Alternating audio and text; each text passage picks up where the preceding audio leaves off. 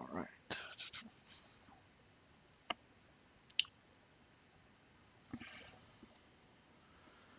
All right, guys, give me 1 second. I know it's up. I like ran downstairs once I parked my car.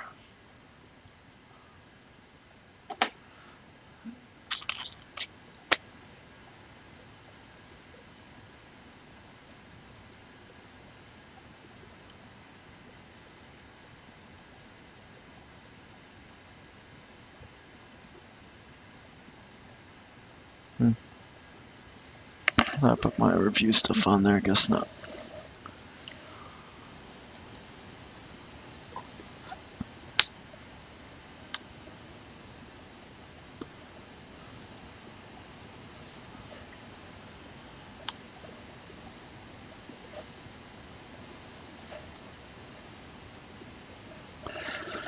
All right, give me 1 second.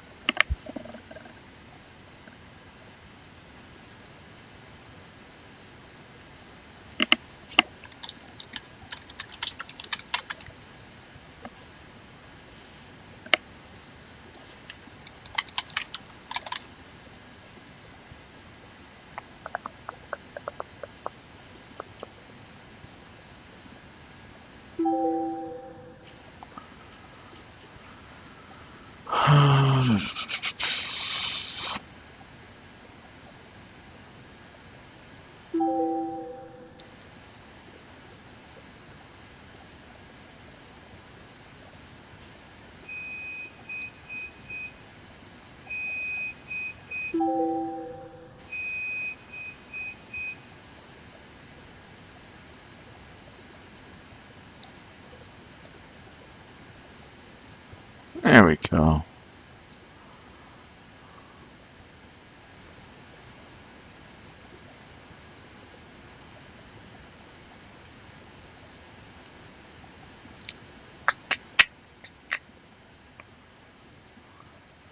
So that.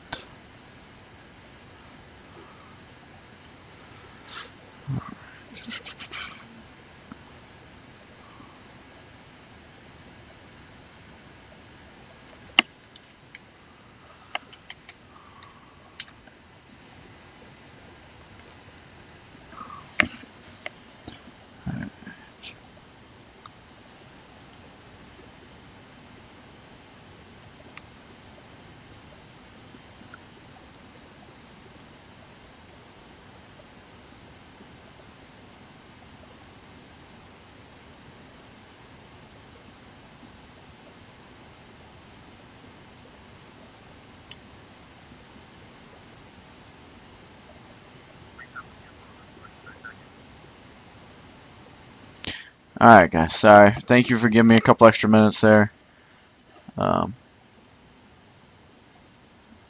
like I said, it just took me a second. So, what do you guys want to go over, and if anything specifically?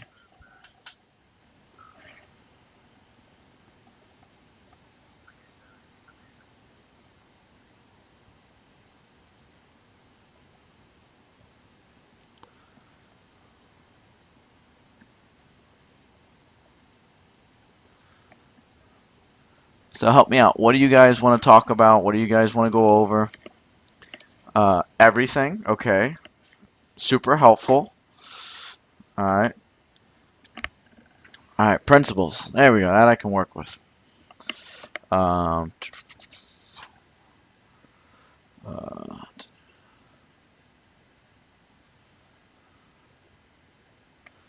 let me do this too. This other teacher has a really good PowerPoint review.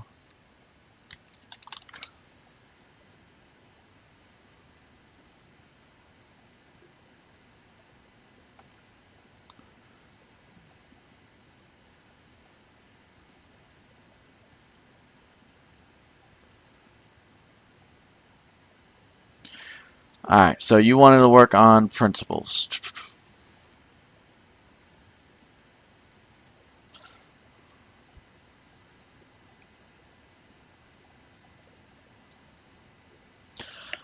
So there's the 5 principles. All right. In a nutshell. Um, stop.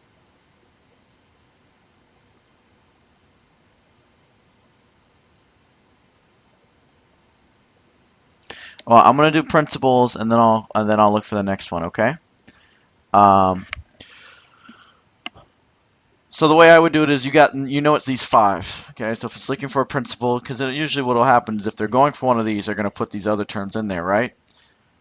The hardest one is this one. Consent of the governed. It's the one that people mess up. People are source of all power. Deals with permission. So my advice is this: knock out the other ones. Representative government. You're looking for elected public office holders. Rule of law, everybody got to follow the same rules, same laws. They're looking from that. Democracy is going to say people rule. It's going to say this phrase right there, people rule no matter what, every time. Limited government, government just can't do whatever it wants, or they might say the other key phrase, which is not all powerful. Here you're looking for source, but unfortunately they don't always say source. A lot of people will mix this one up with democracy. Democracy is people rule. That's your key giveaway. This one is going to be like it's saying people give permission to the government to rule over them. So like in return for following the government's rules, it's letting you know like the government's going to provide things like roads, like a military to protect us. That's why we give consent to be governed. Okay, so that's the principles. Since you guys said everything, I'm just going to keep going this route then. So we got two ways to become a citizen: birth and naturalization. That's the 14th Amendment that defines it. Uh, Really quick in the group, who can tell me immigration and naturalization has led to our country becoming what? More and more what?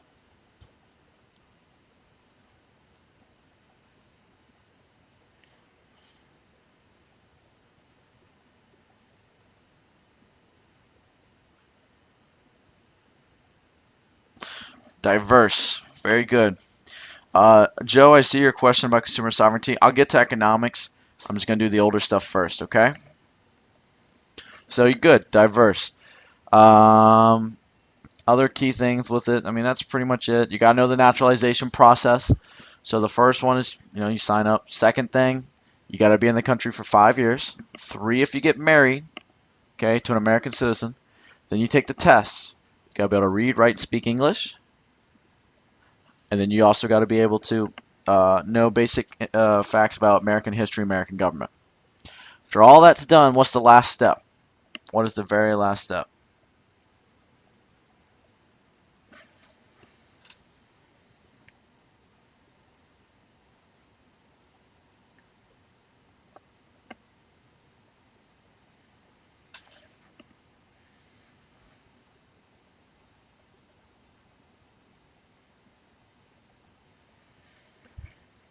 Oath of allegiance. Good job.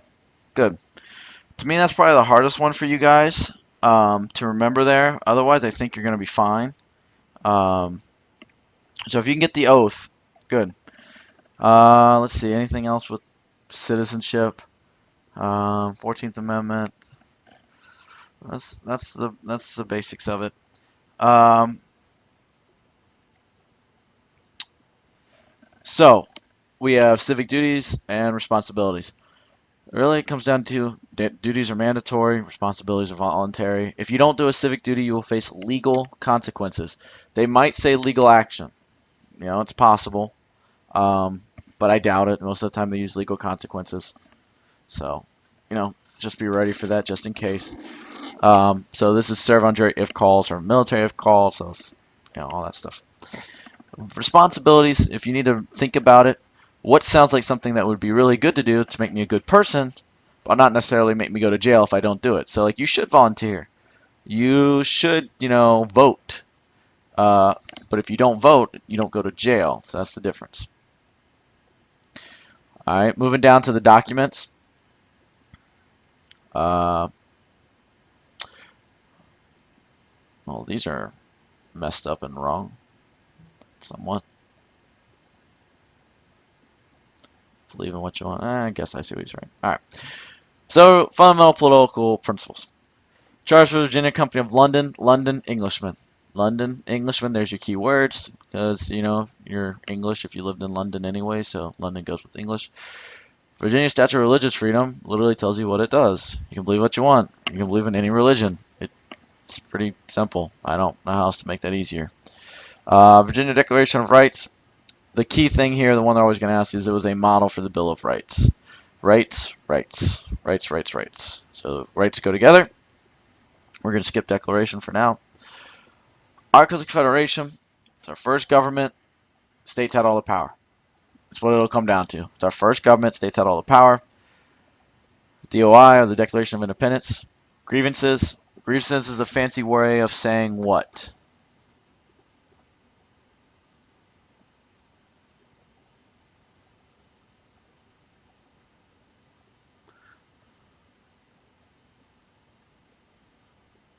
Guys, if you're here to screw around, then I'm gonna have to ask. I'm gonna block you, okay? So, please stop. Problems, good, okay. Declared our independence. First time the idea of equality was passed. Life, liberty, and pursuit of happiness. What do you call those things? What's the other term for them? Life, liberty, and pursuit of happiness.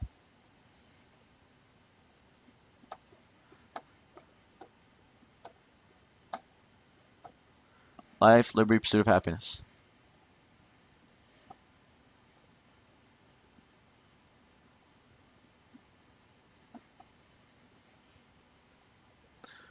Good job, Chris. There you guys go. Unalienable rights. That'll come down to it. The only other document we have to know, and this is the one I'm telling y'all, if you ever get stuck, you guess Constitution. Everything comes back to it. Constitution. The big thing is going to be the structure of our government. Okay? Tells you how to change it, all that kind of stuff. The preambles at the beginning of the Constitution provides the purposes and goals of our government. Yeah,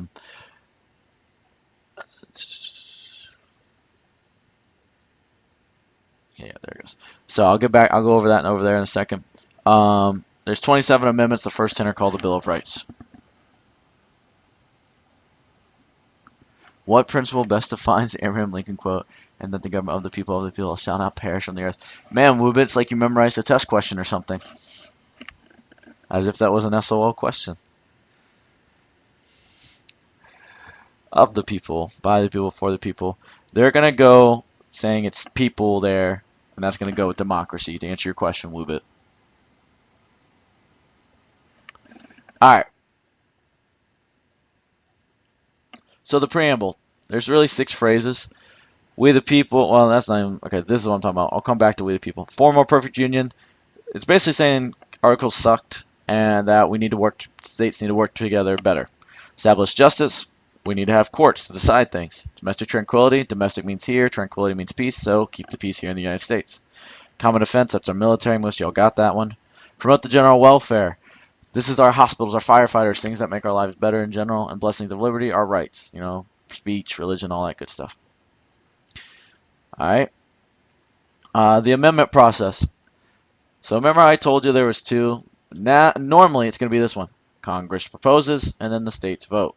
Okay. Yes, there could be a convention, there could be another convention, but typically it's this one to this one. This one never really gets used. The state version, General Assembly does it, and this time since it can't go to another state, it would go to us, the voters.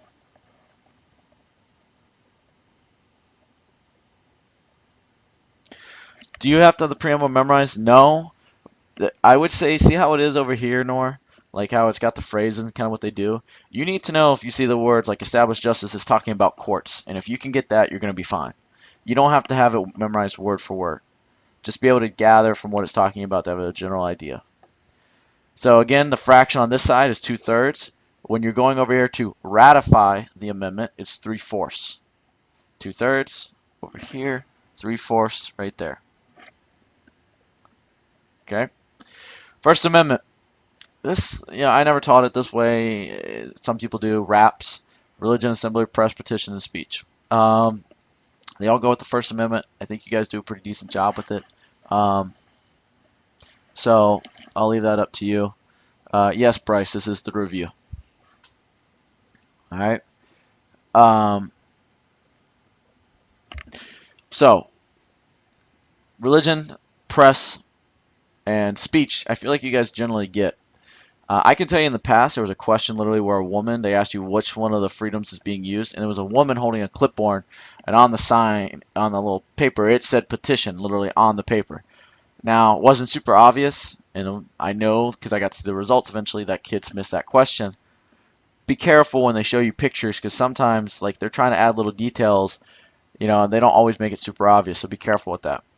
So petition, basically protesting. So if you sign a petition to, for instance, improve school lunch, you're protesting the school lunch.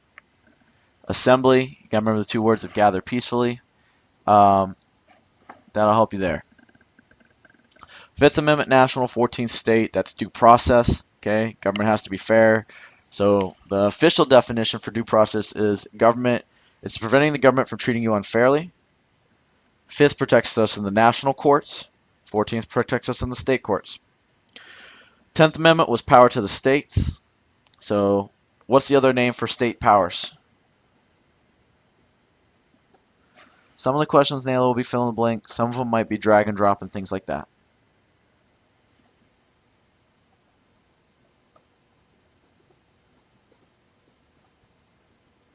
So what's the other name for state powers? Good job. Reserved. Reserved. Okay, it is reserved powers. Not legendary. Alright.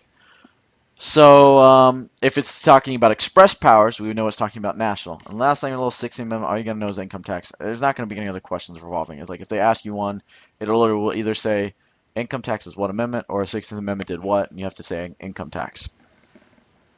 Alright.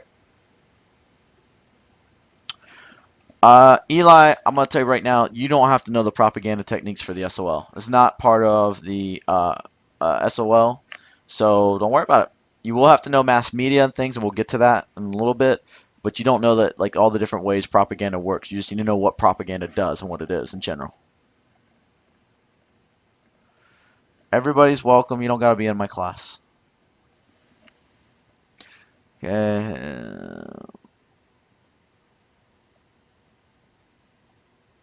Let's do that.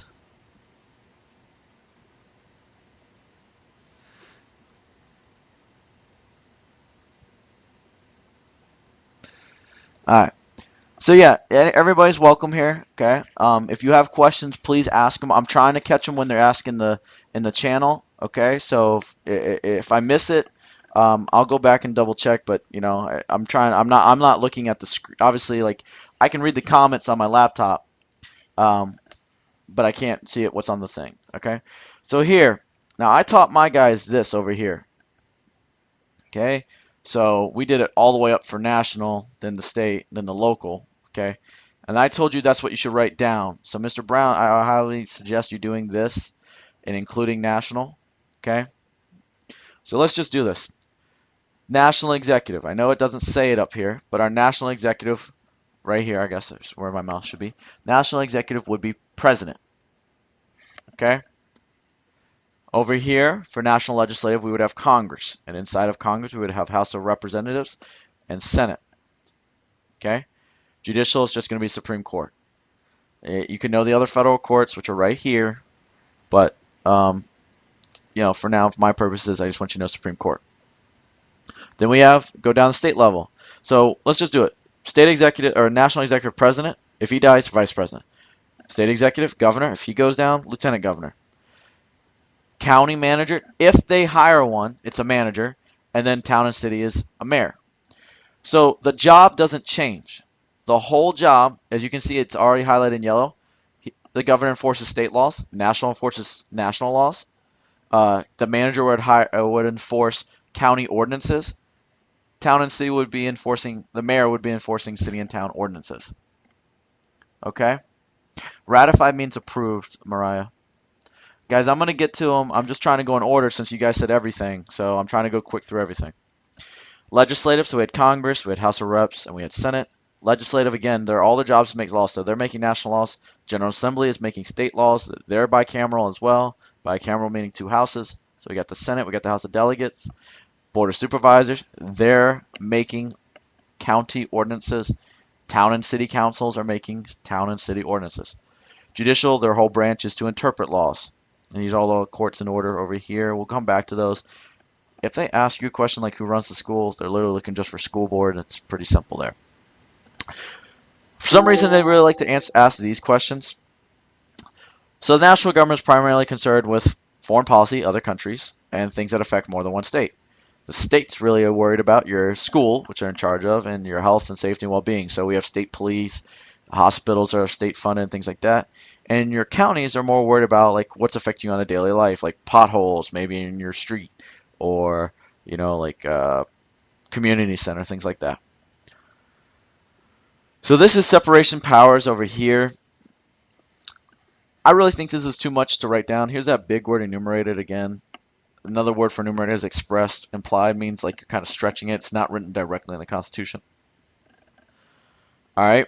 Um, their powers. He creates the budget. They approve. He appoints a judge. They approve. He might propose a law the one time. When's the one time the president can actually propose a law?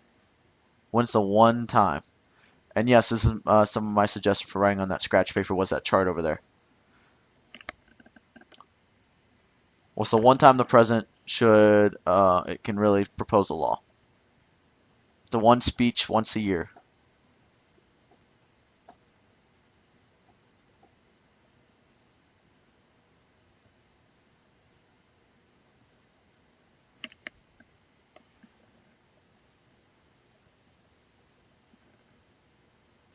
State of the Union. Good job. I don't see you in the bottom left corner. Are you talking about the bill becoming a law? Yeah, that's right there. State of the Union address. Very, very good. Alan, to be honest, buddy, if your SOL is not tonight or tomorrow or Thursday, send me an email and I will come on. I will help you. I'll get on Skype with you or something. Okay, Alan? So don't worry about that. So State of the Union, good. If they really want to screw you guys over, and they ask you, what speech does the Virginia governor make over here? Okay, the answer is State of the Commonwealth, because Virginia is a Commonwealth. They just changed the name from State of the Union to State of the Commonwealth. So pretty much these are the approve. If it says approve, it's going to be legislative. He's the one that kind of starts things, creating, appointing, proposing. These guys' job is to interpret. So make, enforce, interpret. Make sure you write down what each one does, okay? Um, Bill becomes a law. Introduce, committee, debate, and vote. So the first 4 steps, introduce, they say, here's my bill. They go into a committee, which is a small group. They talk about it, fine-tune it. Then they all argue about it, but we have to say a fancy word, so debate. Then they vote on it. Once it's been voted on in the House, it goes over to the Senate. If they started in the Senate, it would go from the Senate over to the House. It has to go through both houses. And then if they both agree, it goes to the president. President can sign it or veto it. So again, there's legislative powers. Remember that the Senate has 100, House of Reps has 435. Every state gets 2 for the Senate. House of Reps is based on population. So California has a ton, where a state like Wyoming might only have 1. Here's your criminal court proceeding down here. It's arrest with probable cause, jail or bail, it rhymes. The step that you guys all are going to forget, arraignment, right there. That's where, like, if you have to guess here which step they're talking about, it's most likely arraignment. Here's like you did something wrong. I'm arresting you because of this. That's the probable cause. Now you can either sit in jail or you can pay us and we'll let you stay out until your trial. Or at least until arraignment, I mean. Then the arraignment. This is where you get your attorney. This is where you enter your plea. This is where you set the court date. This is where you review the probable cause or basically the basic facts of the case. Then we have the trial. You guys watch enough TV, you know what a trial is, and the verdict is just the result. Okay?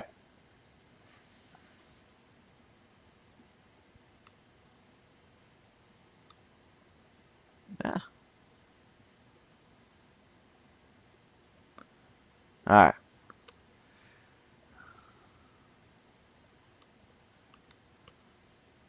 So far, in the civil cases, when you're suing someone, they're not going to say suing. What are they going to say, guys? So the plaintiff is going to do what? He's not going to say the plaintiff is suing. How are they going to word it on the SOL? And nor you are correct. Separation of powers is just the fact that we have 3 different branches. Checks and balances is when they're messing with each other.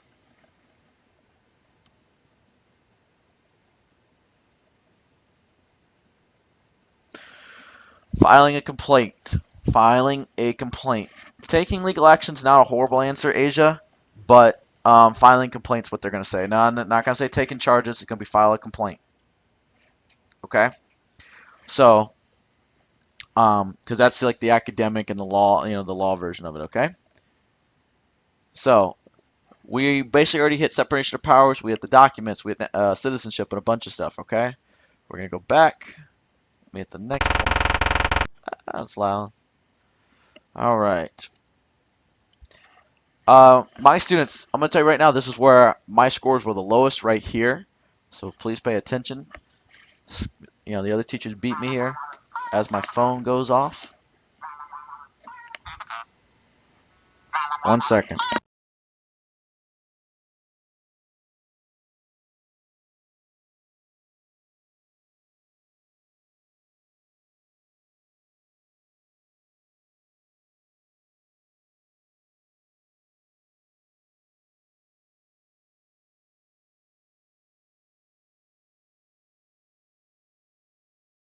Alright. Sorry, guys. Even though I'm an old man, I still gotta answer the phone when it's my dad. The family thing. Alright. So, the political parties, the four functions: recruit, nominate, educate voters. They want to win. Cha-ching, donating money, and monitoring office holders. What's the nickname for this one? Monitoring office holders. What do they call that? That ringtone was what came with my phone because I'm cheap and I don't buy ringtones.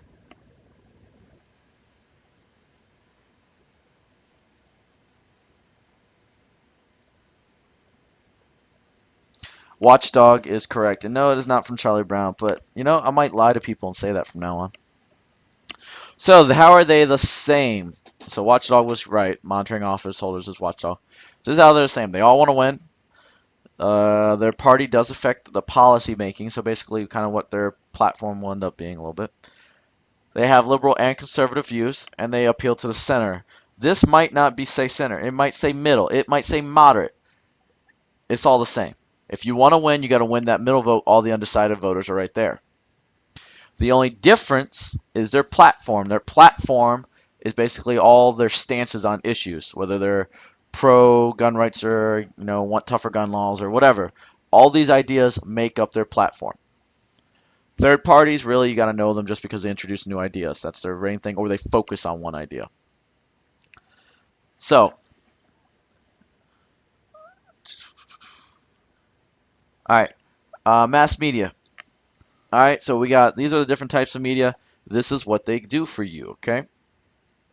Um, so these are the mass media roles, not what we do, what they do. Their job is to identify candidates. So in the last election, they would have said, there's Trump, there's Clinton.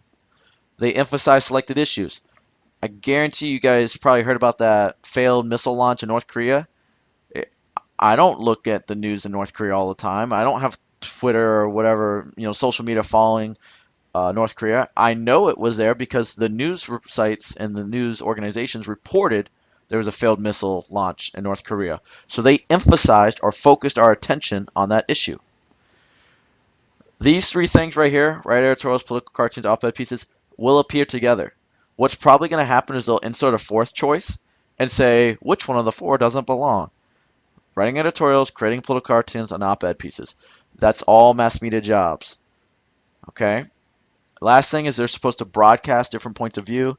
So if you're a news network, you're supposed to have a liberal and a conservative viewpoint. Because if you don't do that, then as our job, we start noticing that you're biased. All right. Um,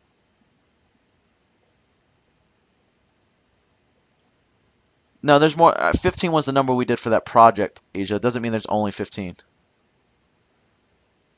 All right. Rami, Rami, you're getting close, man. Don't ruin it. So evaluating campaigns. So we got to separate fact from fiction. We got to detect bias. Bias is another way of saying favoritism. We got to evaluate our sources. So, like, if I'm watching Fox News, they're not going to say bad things about Republicans, and Democrats/liberals are horrible. If I'm watching MSNBC, it's going to be the opposite. Republicans, conservatives are horrible. Democrats, liberals are the way to go. You have to take into consideration where you're getting your information from, so we got to evaluate our source. And literally, when you asked about propaganda, you just need to be able to identify it. So like how I know in my class we showed you those old World War II posters, right?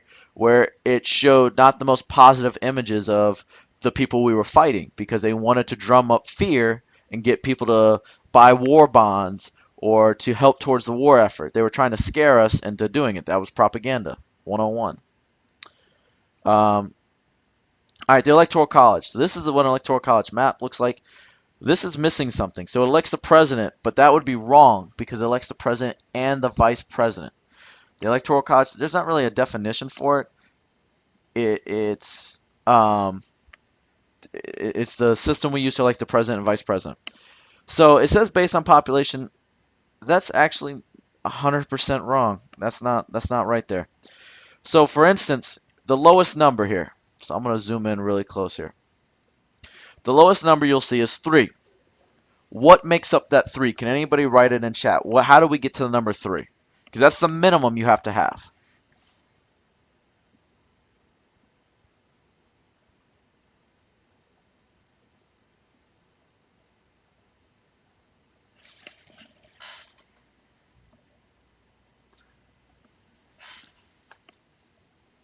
So how do we get to 3?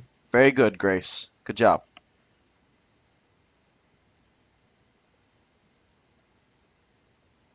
So you're right. Everything has to have 2 senators. And then it's based on how many representatives. So out here in the Midwest area, the people are really sparsely spread out, meaning there's not that many people living close together, not like the cities of New York or California or anything like that. They're really spread out. So what's going to happen is this state, no matter what, gets 2 senators, the same as California, which has 55. But since their population isn't that big, and the House of Representatives is based on population, that's why they only have 3. California has the biggest population. They have 53 representatives. 53 plus 2 equals 55. So if they ask you, how do you know the number of the Electoral College? It is based on congressional representation. So senators plus representatives. That's how you get to the number.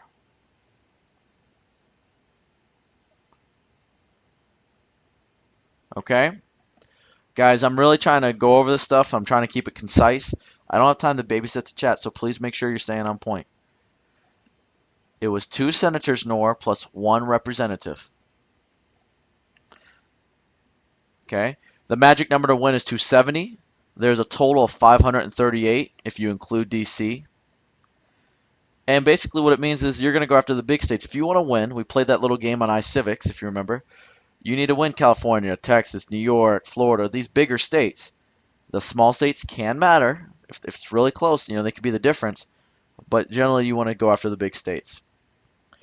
Public policy, we want to focus on the issues, provide a forum, all that good stuff. It's just a way of holding the government accountable there. Campaign finance. So they want to fix it. The word for fix is going to be reform. Okay? I know it says change there, but fix seems to, I think, work better. All right? Because DC wasn't always included. Well, it would tell you if it really wanted to, but I know, for instance, for Wyoming, Nor, I understand you're struggling. There's 3 electoral votes. So I know 2 senators, because that's constant, that never changes. 3 minus 2 is 1. So that's how I know how many representatives they have. They have 1 representative. All right, so back to financing. It is not cheap, so it favors the wealthy. How do they get money, though? Because even though they might be wealthy, they still need more money. Well, they take money from interest groups and PACs. Interest groups are going to give you money if you vote their way. So if you're the NRA, you're going to give money most likely to a Republican, because Republicans are in favor of not making tighter gun laws, okay, or keeping gun rights, as they would say. PACs, on the other hand, which stands for Political Action Committees, that's where they're just throwing money out, basically like just making it rain, and like, here, go win. They're going to give money to a party or a candidate in this case. It's not really based on what they're going to vote for. They've just decided to back this particular candidate. They are trying to fix it. They are trying to put limitations and restraints and reform it, but there's still loopholes. Voting. 18 is the age. These are the factors. So the more age, the more income, the more education, the more likely you are to vote. So older, richer, smarter, more likely to vote. If you think about it, it makes sense. You have an 18-year-old dropout who doesn't have a job. They're not really worried about voting. They're more worried about how they're going to pay rent or how they're going to get food. The older you are, the more money you have, the more education you have, the more you think about how are these laws going to affect me. All right? I have not gone over the courts yet. You have to be a citizen of the United States. You have to be a resident of your state. The reasons people don't vote is lack of interest or failure to register. So those are the two reasons. How many days prior do you got to register to vote?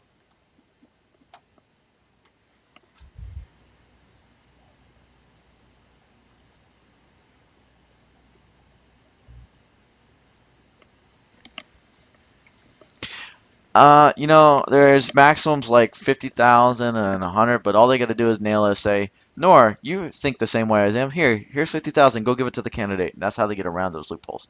22. Good job. 22. I know on some of your packets, like I told y'all to fix it, there was a mistake. It said 29. It is 22. 22. Very good. All right.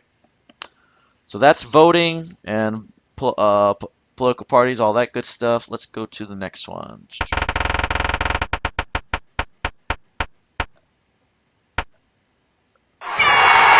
Oh, it's loud. Hopefully it's done.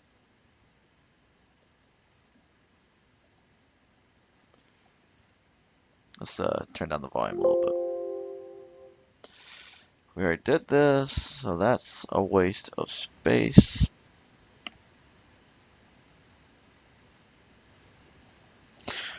All right, let's do economics, and then I'll get to the courts, because I know some of you are waiting for me to go over courts.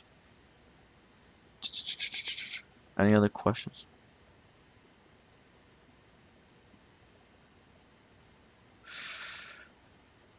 I can quiz you all in the end, sure. I'm fine with that, okay?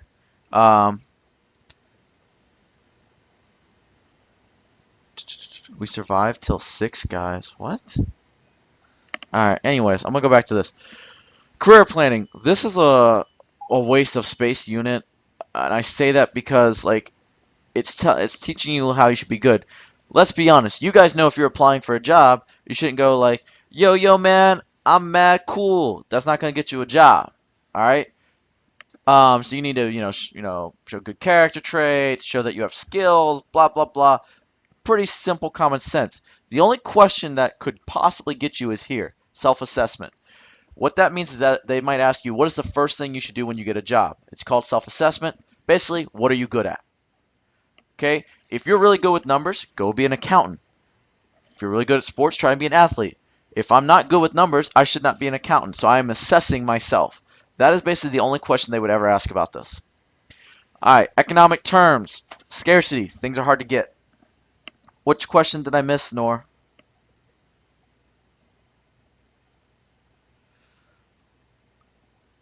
What's up, Mir?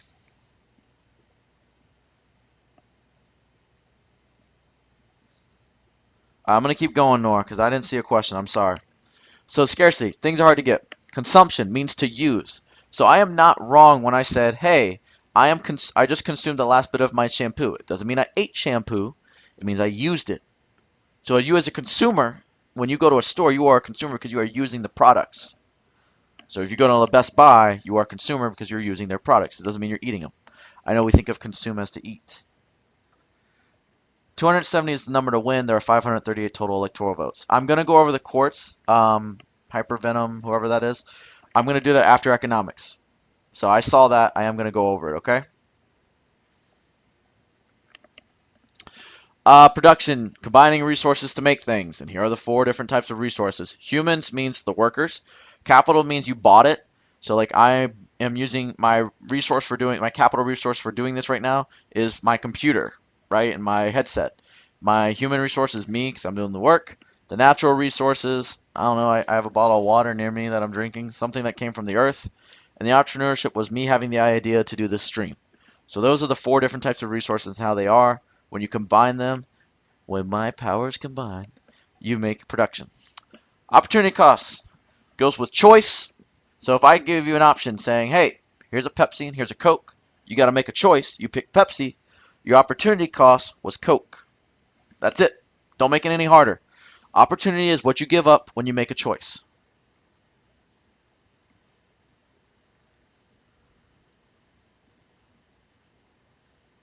If you're hungry, Bryce, you gotta go. I get it. I'm just trying to go over this as much as I can. I haven't eaten dinner either. Supply, that's how much you have. However, there's a fancy definition. And the fancy way of saying it is the amount of goods a producer is willing to sell. Now, the simple way of saying it is just how much you have of something, but the amount of goods the producer is willing to sell. Demand, the amount of goods the consumer is willing to buy. Demand, you could also think of just how much you want something. But you may want to know these fancier definitions, okay? When these two interact, supply and demand determines price. So for the producer, let's say that this was a graph right here where my mouse is going, okay? The producer's line is going to look like this, going down like that. So high prices, lower, lower, lower, lower. He doesn't want to sell things cheap because he doesn't make as much money. Now, we as a consumer, when it's a high price, we're not going to buy much, not going to buy much. As the price gets cheaper, we're going up and up and up because we want to buy it. Where that line crosses at the X, that's our price. Incentive. That's when you see it. If you see anything like a for sale sign, a buy one, get one free sign, a reason to buy something, like open up a bank account and you get a free toaster. That's an incentive to do it. So an incentive means something to do it. Consumer sovereignty, okay? So earlier somebody asked me what this is. I'm going to tell you right now, this is a crap definition, all right? Here's how you think of it. Through our purchases, we determine what will be sold. So think of like Lay's potato chips. Now, you remember how they did like all these weird flavors? They at one time made a ketchup flavored Lay's potato chips. You don't see that Lay's ketchup flavored potato chip anymore because nobody bought it because it was horrible. But they do still make, for instance, chicken and waffle every now and then because they tried out that flavor and it sold relatively well. So through our purchasing, they determine, hey, let's keep making this product.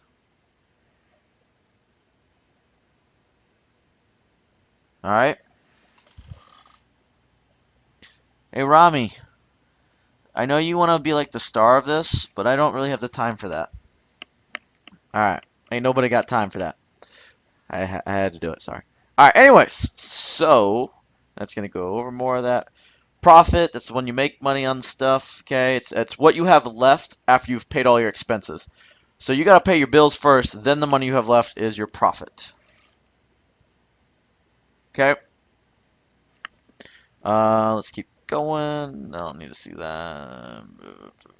So types of economics. Okay.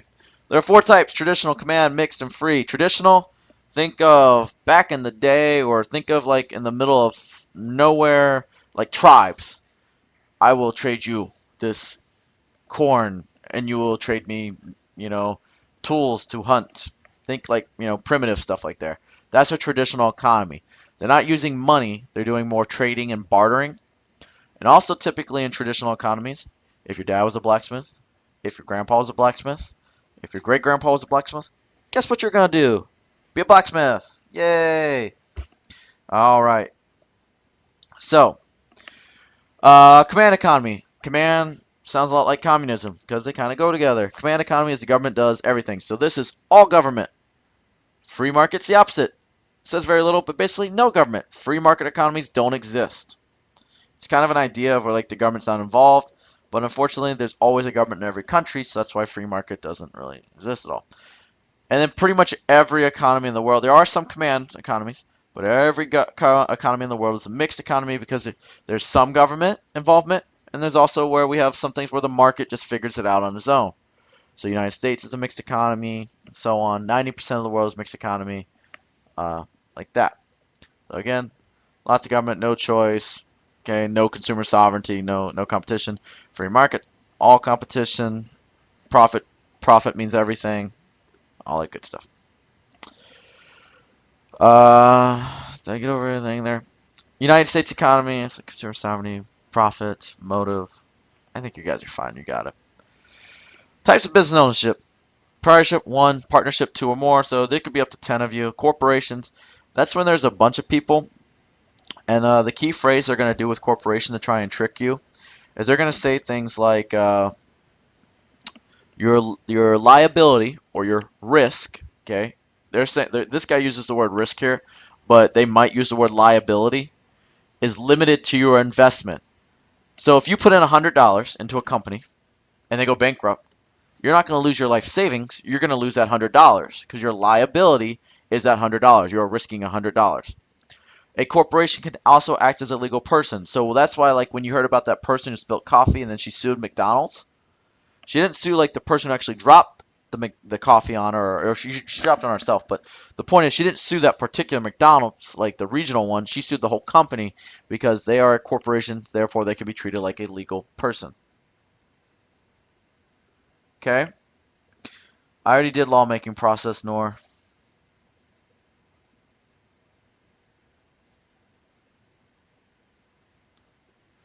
Guys, pay attention or get out. That's pretty much okay. Let's keep going. All right, private financial institutions. That's gonna be bank. I want to make sure that's economic. All right, so banks is the main one. There are three others. You have banks. You've got your security brokerages, which is the stock market essentially. You got your savings and loans, and you've got credit unions. Credit unions are like the specialized banks, like Navy Federal, where they specialize with military. You've got Apple, which is specialized with teachers. Okay, banks have pretty much made savings and loans non-existent, so we don't have a reason to. We put our money into a bank because we have the incentive of interest, where when we put money into the bank, they're going to give us free money. Now, it ain't going to be much, but we get free money to put our money into the bank. Does anybody remember that key word to remember? Banks act, or I should not say the banks. Private financial institutions act as intermediaries. Oh, I just told you the answer. Darn it. They act as intermediaries between savers and borrowers. So when we put our money into a bank, the bank is then going to give out a loan. So all private financial institutions receive deposits. They make loans. That is what they all do. Okay, whether it's a security brokerage, whether it's a savings and loans, credit union, they all receive deposits, which means take our money, and then they loan it out. And that's how they make their money, because they charge you interest on the loan. Stock market fall is a whole nother question to go over right now. Um, uh, so I don't want to like take the time right now to do that. All right. So, um, anyways, focus on what we're doing, guys. Oh, this is not a good picture.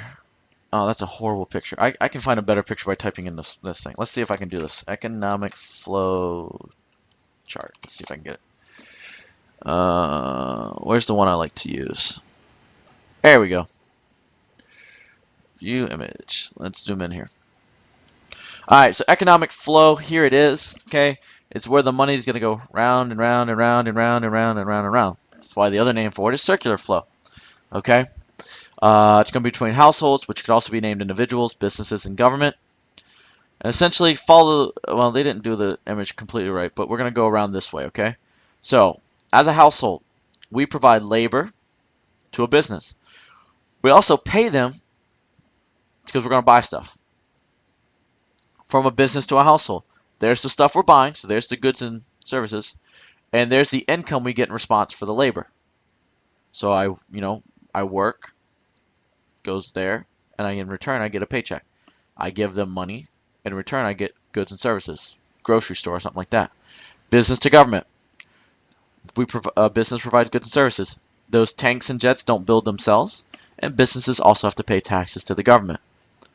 Okay, and in return, they pay for those items that they are buying, and in return for the taxes, they provide things like roads and sidewalks and schools.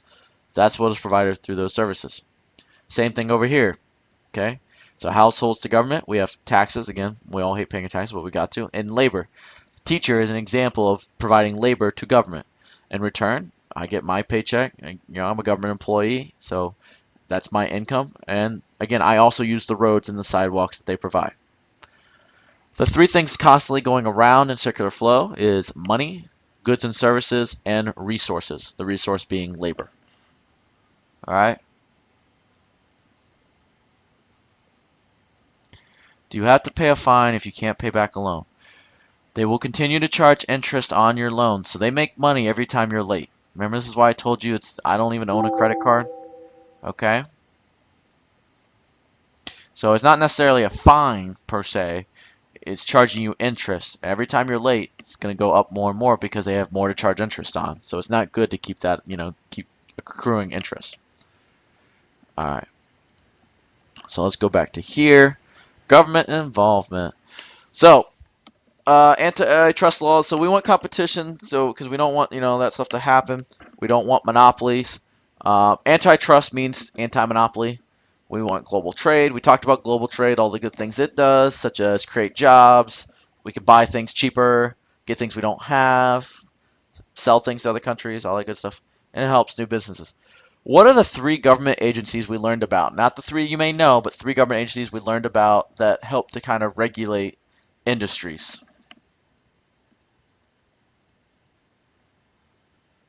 Remember we did a rap battle about this?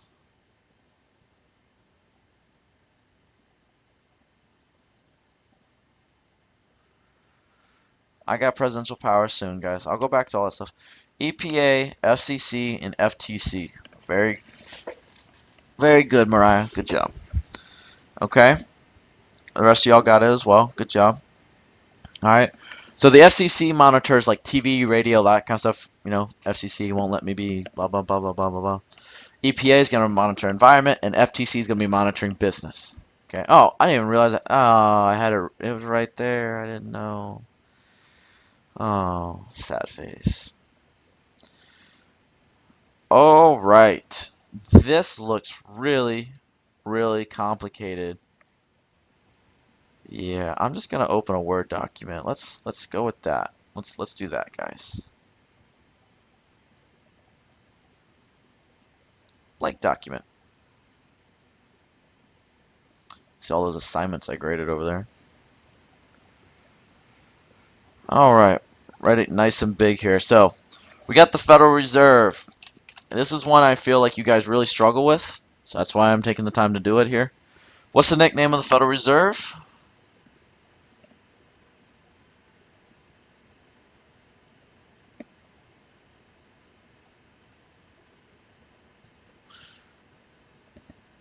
No, you just need to know what they do.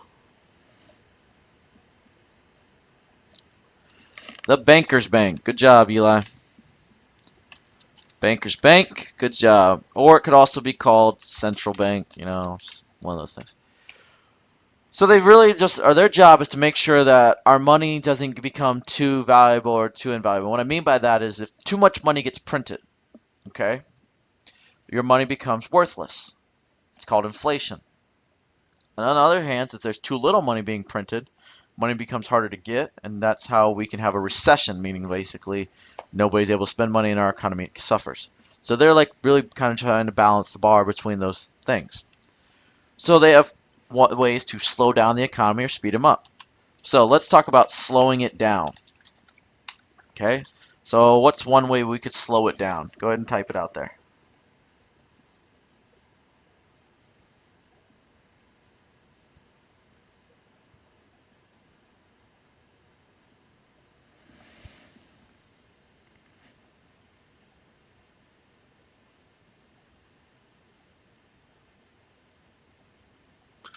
So they could increase the reserve requirement, which means all that means is basically saying they'll say, you know what, we actually need to hold on to 80% of our money instead of the usual 70%. Oh, and that means the banks get less money. If the banks have less money, that means now that people can get less loans. Therefore, they don't have as much money to spend, and the economy will slow down. What's another way? Not higher tax rate. It's not interest rate. It's increase the discount rate. Good job, Brant, whoever that is. Increase the discount rate. That's what they call the rate that they give money to the banks at. So if the banks have to pay more money to get the money from the Federal Reserve, they're going to charge us more money on the loans for our interest rates on them, and therefore not as many people will be able to get an interest rate or get a loan because they're not going to pay those interest rates. What's the last one?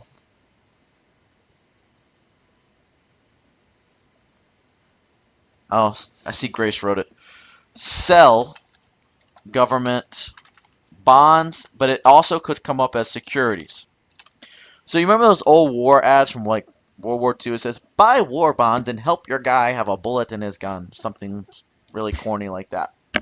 All right, just go watch Captain America. It tells you all about it. Anyways, so when somebody buys a war bond, they're basically saying, here, government, take my money. If the government has their money, can they go buy an iPhone? Can they go buy a new video game? No. So now they don't have the money to spend, therefore the economy slows down. So how do they speed it up? Does anyone remember the word that I taught you guys that means speed it up?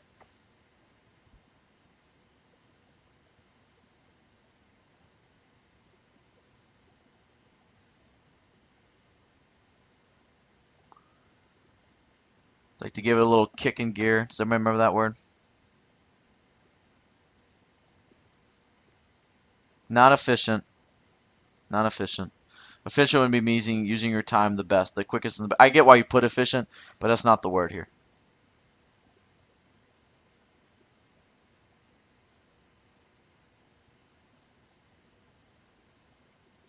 Nah, not reboot.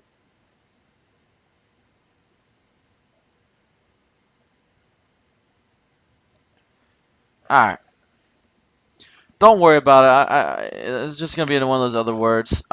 It's just how do they speed it up, okay? And it's really simple how they speed it up. Do the opposite of everything above. Right? I mean, like literally, instead of increase, you would decrease. Instead of increase, you would decrease. Instead of sell, you would do buy. That's it. So you do the opposite of everything. I think of what, yeah, it's accelerate. Or no, stimulate. Naila. Good job. That was the word. I couldn't even think of it myself. So let's put that right there. They like to use those words. Like, that's why I make sure I say them when we... Oh, what's that? Yeah. Get out of here. It's stimulate. Good job, Naila. I had a brain fart. Sorry. So do the opposite of the above. Alright.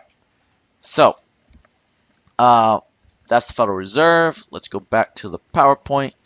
Yeah, that's horrible. I don't know how you guys would get that. So then we have the income tax. This was all about the taxing stuff. So really, this is how I taught my kids was arrows. So it's really simple. Okay, if tax goes up, what happens to the money in your pocket? It's going to go down. Therefore, the economy is going to slow down. If the government taxes less, the people should have more money in their pockets. They'll spend more. The economy will grow. If the government spends more money, that means they're hiring more construction workers. They're doing more projects, more jobs, more people have more money. It grows. If they cut things, meaning they're doing less projects, less jobs, less people having money to spend, it's going to shrink, meaning slow down. If the government has to borrow money, think of this again like the Federal Reserve. If the government's borrowing money, do you think there's going to be any money left over for us to borrow? Probably not. It also makes our money less valuable, so therefore, our economy shrinks. But if our economy is doing well, and we don't need to borrow money, and people are coming to us instead, that probably means we have money in our pockets, and we can spend it. One thing they don't show on here is if the government is spending more money, they also are most likely going to have to increase taxes. If the government's spending less money, ideally they should cut taxes. I'm not going to go over that. All right. That's the public goods. All right. So, now the court stuff. And then I'll do roles of the president. I didn't forget. All right. Court stuff. Remember this quiz you guys loved me making up? Okay. Oh, man. Where are you?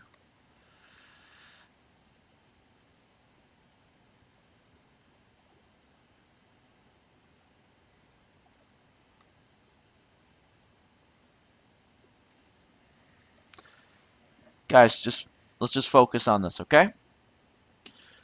All right. So, I know you guys love this quiz. All right.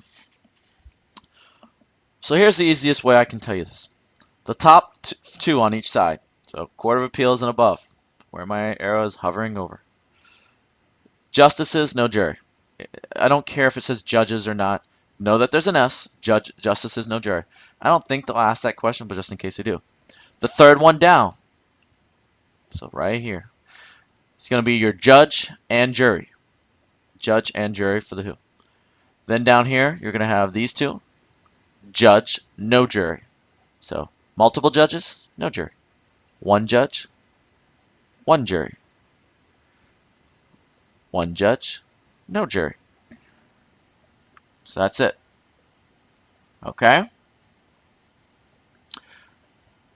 So, yeah, I put this page in your packet because y'all need to know it. The one that most people, so juvenile is you guys, like if you guys get in trouble, you're going to go to juvenile court. Domestic relations, fancy way of saying family court. The ones that mess up is general district and circuit. Not so serious court, serious court. Let's say you commit a misdemeanor, meaning a not serious crime. You're going to go to general district court. If you commit a serious crime, a felony, you're going to go to circuit court. Okay? If I scratch your bike, it's under $1,000. Not a big deal. We can handle that in Judge Judy court or general district court.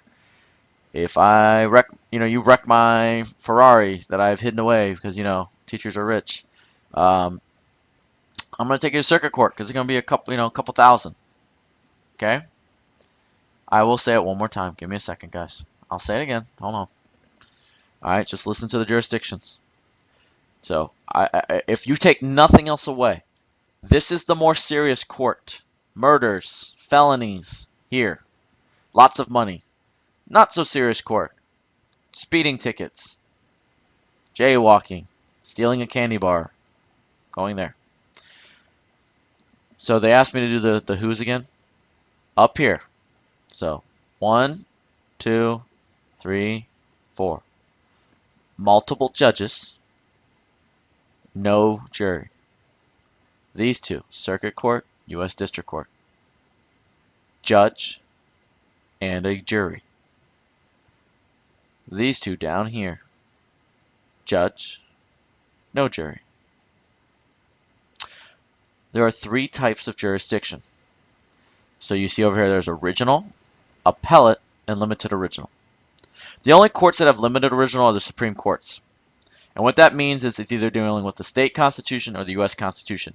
So let's say you had a free speech case. You would have that case would probably apply limited original, and the U.S. Supreme Court could hear your case right away. Like you would, skip these, go straight to the U.S. Supreme Court. Skip, go, and go there. Original means where it starts. So if you steal a candy bar, your original jurisdiction, assuming you're an adult, would be general district. But let's say you think they obtained evidence illegally. You would appeal your case, and circuit court would have appellate jurisdiction for that case because you would just go to the court above it. So, they have original for misdemeanors, original for felonies. This court of appeals, only has appellate jurisdiction. These guys have appellate and limited original. Original means where it starts. Okay, so like this guy has original for misdemeanors. Limited original means they're limited. They don't have original jurisdiction for all cases, but if, let's say, Virginia was suing West Virginia, no other court can hear it other than U.S. Supreme Court. So that's why it's limited, because it only applies to certain cases. Okay? What are my 2 court cases you got to know? Type them out. What are my 2 court cases you got to know? And tell me what they do. Tell me the 2 court cases and tell me what they do. So why are they important?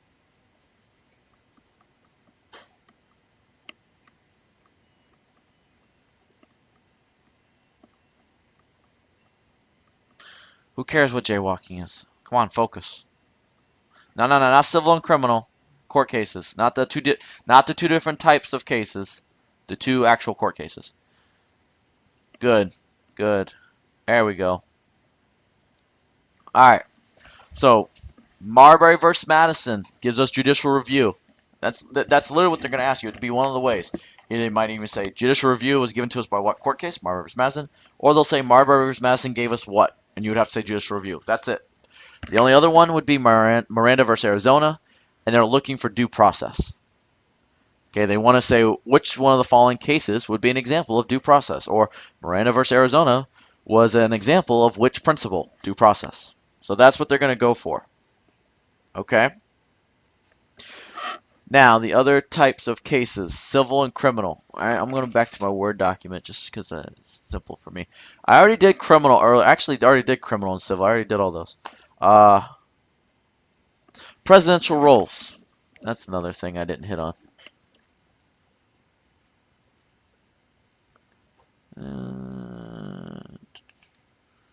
Do I have it on here? I don't think I do. See all these papers I could give you guys?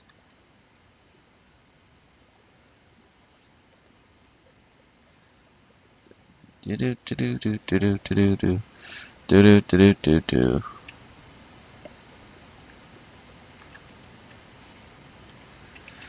All right, I'll leave it on this one so at least you can look at this. All right, roles of the president. All right, the easiest one, military, commander in chief. Okay, commander in chief. That's gonna be military. That's all you gotta know basically is if we launch a bomb somewhere, the president's acting as commander in chief. If the president's trying to look good, kissing babies, inviting the Super Bowl winning team, uh, lighting up the Christmas tree in New York on live TV, chief of state. Okay, that's the ceremonial one. Just remember that one as he's trying to look good. It's doing things that would have a good public reflection, essentially. Now, if the president's watching a football game on TV at his home, or he's just playing basketball with his friends, it's the really, really dumb one, and I don't know why it's an actual role, and it's chief citizen. It's the definition of it is the president is acting as like every other citizen. I don't get it, but it's on your standards, so there you go. Uh, Chief of party, he's helping his political party. Chief legislature, it's when he's dealing with Congress. Um, Remember, the governor can have these roles too. So this would be like when he's giving the State of Union address, he's going to be acting as chief legislature. Um, uh, what else are there? So we got that one. Chief diplomat. So this would be like him having a meeting with the ambassador from France. He's meeting with somebody from another country, so he's dealing with foreign affairs, not in a military manner. Um, Now, the one that mixes up for state and national, chief executive and chief administrator. Chief executive is the president running the government. That's all it is. He's just running to make sure the government's running. Chief administrator is the governor making sure the state government's running. So they just call it a different thing, even though it's the same exact thing. I think that's all the roles right there. Okay.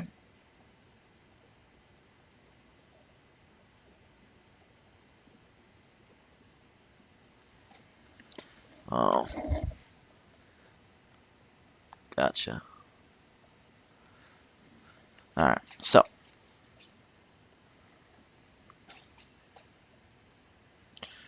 anyways, I really think I hit on almost everything, guys. I did some documents. I did a preamble to the Constitution. I did citizenship, First Amendment, civic duties. I did that. I did branches. I did how bill becomes a law. I did federalism. I really suggest you make that chart that I showed you guys for federalism. We did courts. Oh, all right. I'm just gonna quiz y'all on this. What's it called? What's it called when you're trying to convince a legislature or a lawmaker to vote a certain way?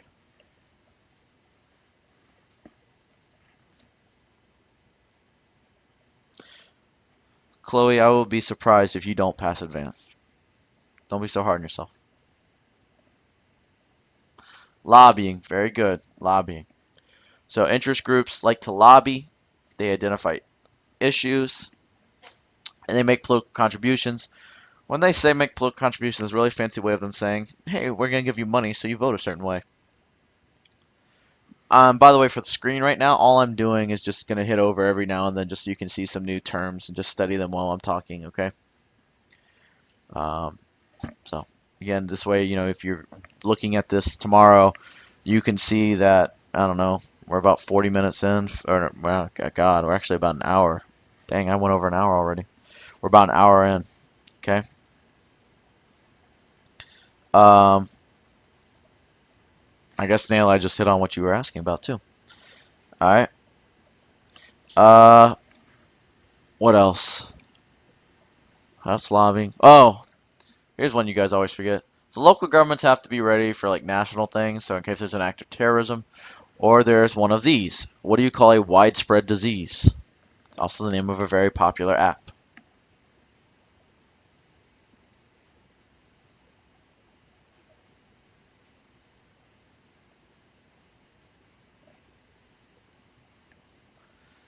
Ding, ding, ding. Good job, Woobit was the quick one there.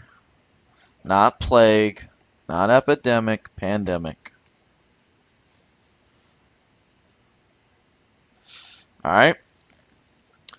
Let's think of what else I can help you guys with. Um, we did the terms. We did economics. I did the government stuff. Oh, what are the three different types of currency? Three different types of currency.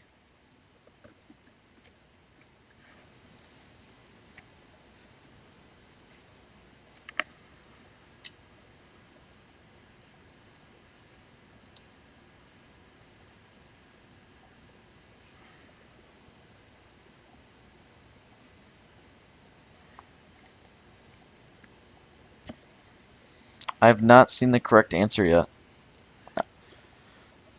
Grace, still have not seen the correct answer yet. All three. Rami was close, but he screwed up the last part. Samiha's the closest. I'll take it from there. So, coins, quarters, dimes, nickels, Federal Reserve notes, otherwise known as dollar bills. Okay. They're not going to say dollar bill on the test, so that's why you got to know Federal Reserve note. If you look at a dollar bill, it says it at the top, Federal Reserve note. And then the last one is deposits. So when you make a deposit into your bank account, which your checks can access those deposits, but it's called, it's deposits in your bank account.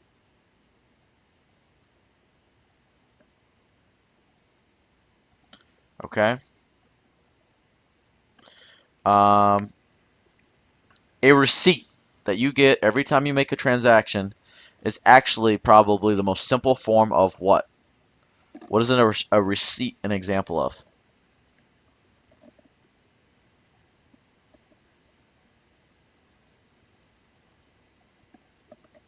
Contract. Good job, Abdel.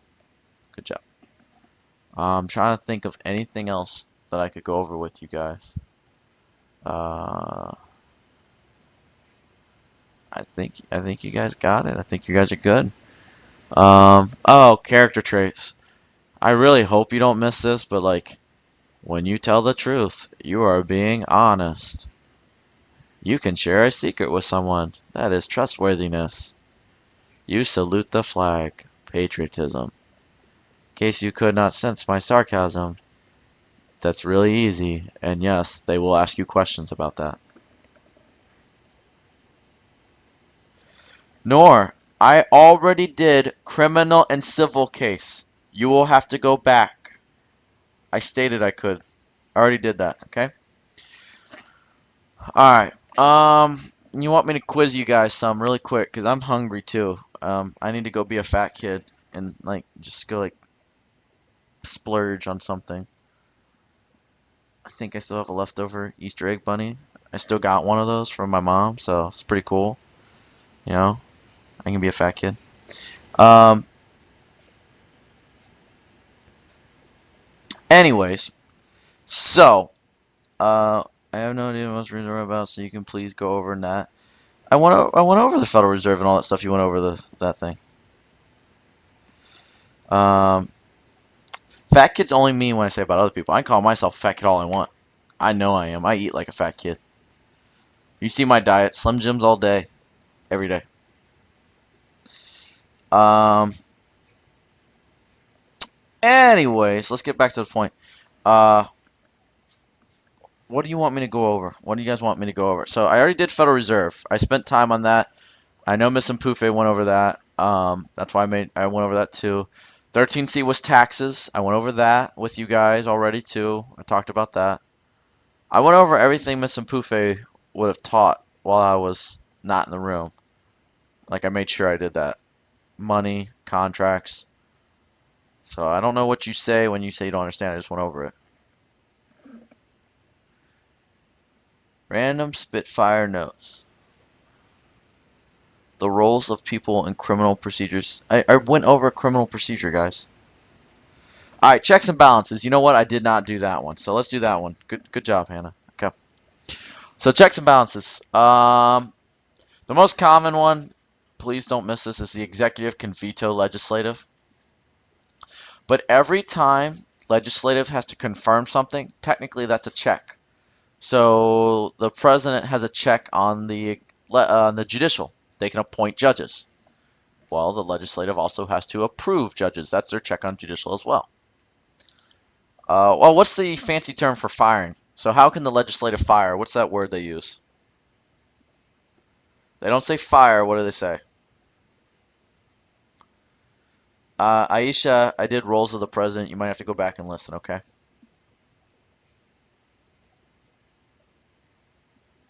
Impeach.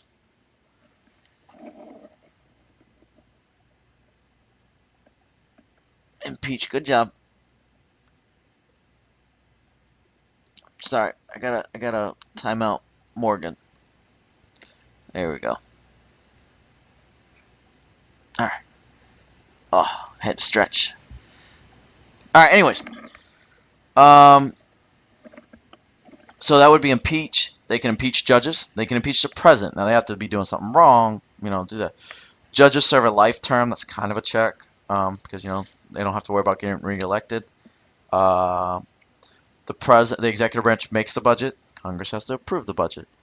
The president can suggest bills and laws during that State of the Union address. Congress has to approve those bills and laws. Okay. Um,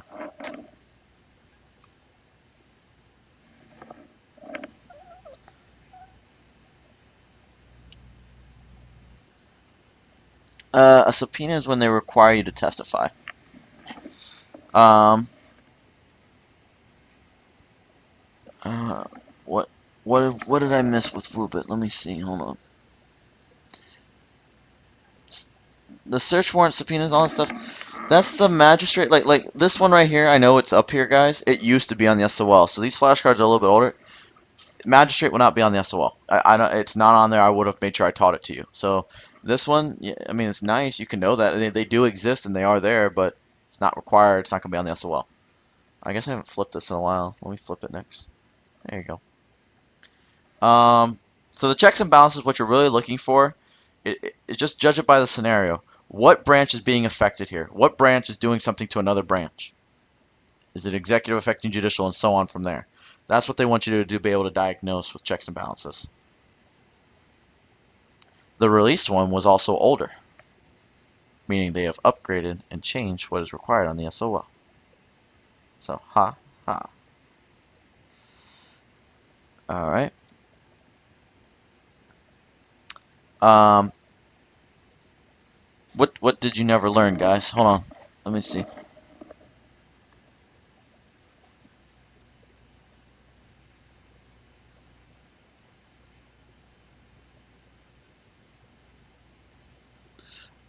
So can you get arrested if you don't do the subpoena? Yeah, they can actually arrest you because it's contempt of court. Um,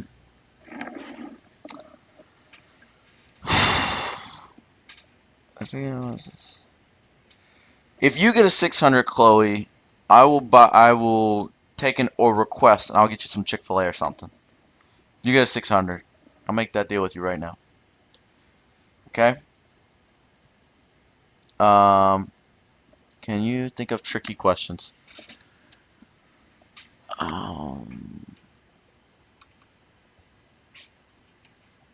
Give me a second and I will.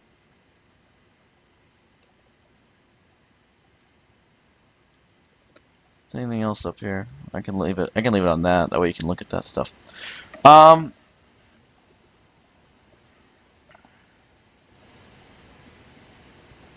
Like what does it do to me? doesn't do anything, but it does basically say, obviously this person should be an AP class. Okay. Um, Elena, if you get a 600, I'll give you Chick-fil-A. I'll make it. I'll fine. I'll tell you, any of my students get a 600, I will hook you up with something, because that's freaking impressive. So go for it. Okay. Let me give you some tricky questions here. Which document was the first document to ever say all men are equal under the law? Under the law. So which document said all men are created equal under the law?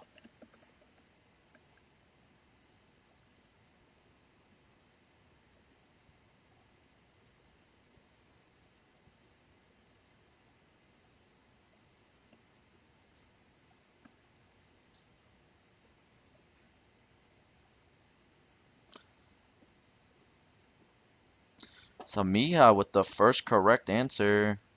Constitution. Constitution. The first document to have the idea that all men are equal was the Declaration of Independence. Declaration of Independence, though, is just one big old breakup letter. The Constitution is a law document. That's why I made sure I stressed under law. Does that make sense for everybody?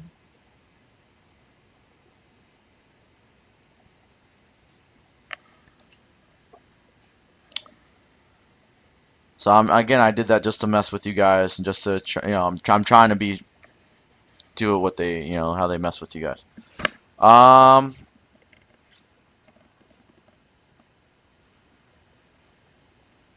What else? They're probably going to ask you to maybe put some stuff in order. So they might ask you to put the criminal steps in order. They might ask you to put the how a bill becomes a law steps in order. So just be prepared to do that.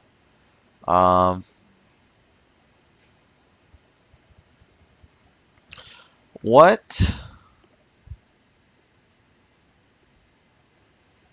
Tell me, answer this question. Can the state government overrule the national government? If so, why? Or if not, why? So tell me, can the state government overrule the federal government? Yes or no, and why?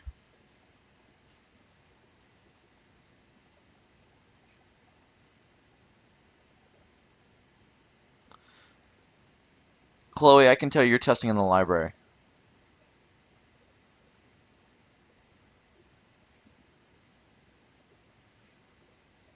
But you gotta tell me why. Don't just say yes or no. Tell me why.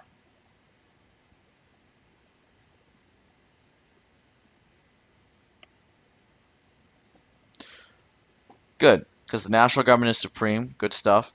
What term describes all that? That we have a national, a state, and a local. No, nor. You're mixing up things over there. Okay. So national rules over the state. What term describes that? There you go. Good job, Chloe. Federalism. Federalism is separation of national, state, and local. Good stuff.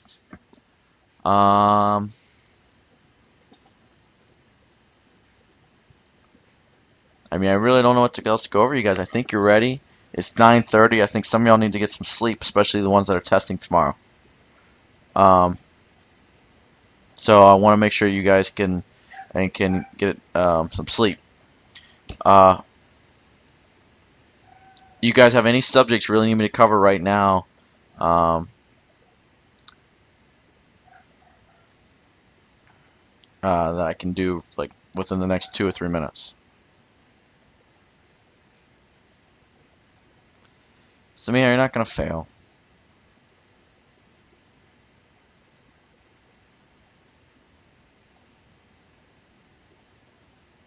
I do kind of want to eat.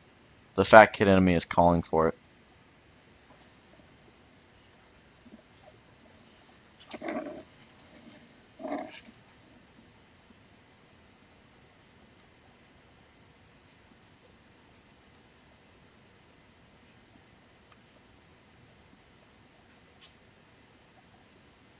The 5 amendments you gotta know, Aisha. 1, 5, 10, 14, 16. 1 is your freedoms, 5 is national due process, 10 is state powers or reserve powers, 14 is state due process or citizenship, and 16 is income tax. Electoral College is the system or process that we use to elect the president and vice president.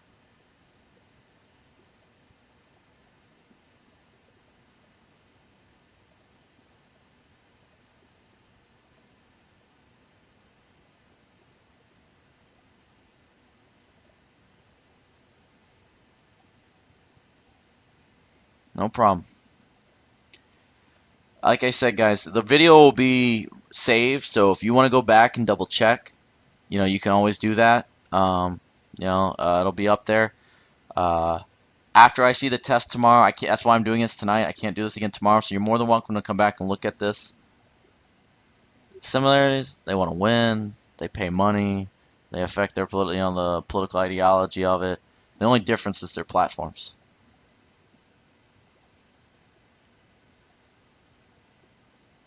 Circuit court is pretty much just they'll make it obvious. It'll be a big chunk of change, but generally if it's over a thousand or 2,000, that's what'll be circuit court. I'm mad we tied two, Carson. You pitched well, buddy.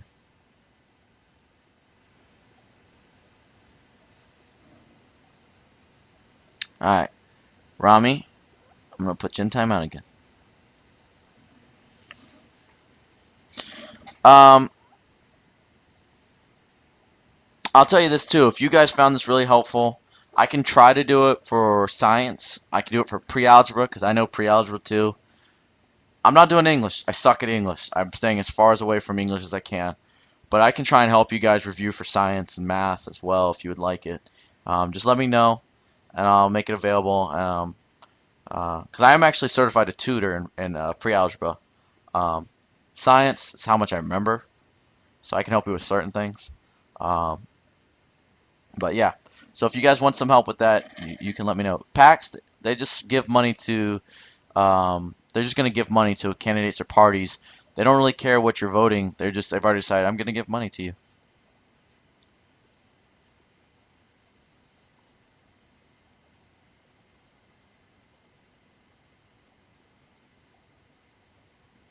Okay, I can do science. It's fine.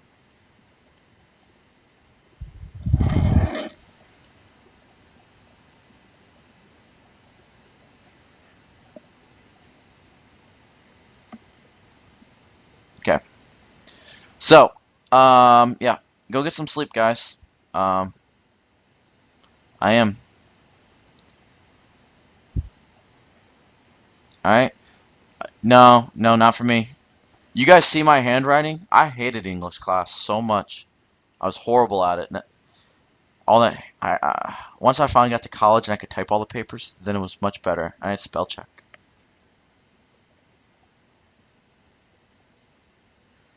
Yeah, I can help you guys. I said I know science pretty well. I can help you with that, okay? So focus on civics, get that done. I'm gonna eat and go to bed. So uh that's pretty much it. Alright, y'all have a good night. Turning this off.